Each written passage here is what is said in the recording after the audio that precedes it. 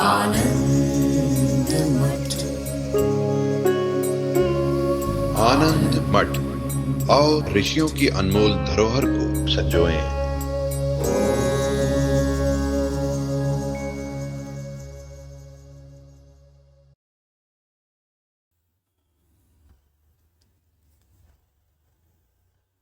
महाभारत में महाराज कुरु के वंशज कौरव कहलाए, लेकिन आगे चलकर महाराज धृतराष्ट्र के पुत्र ही कौरव कहलाए।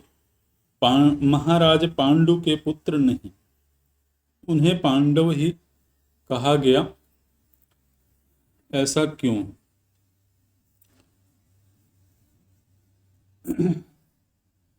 ऐसा नहीं है, पांडव जो हैं वो भी कौरव ही हैं।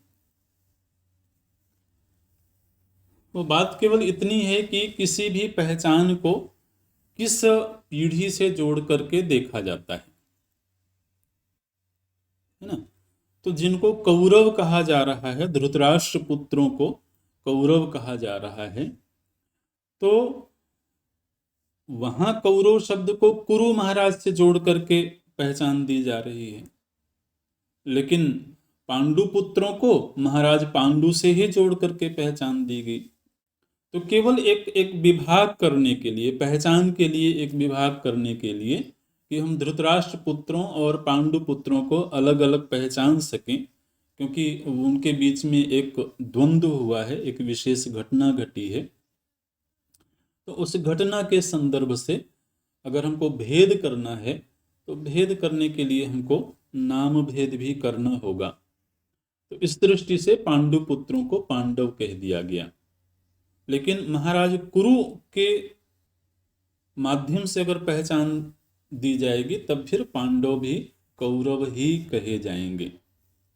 ऐसे तो उसमें कोई भेद की बात नहीं है। कई बार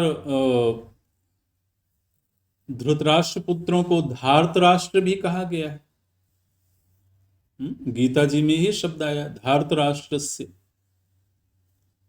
तो जिस तरह से पांडव कहा गया, उसी तरह से धार्तराष्ट्र भी कहा गया, धृतराष्ट्र के जो पुत्र हैं। ऐसे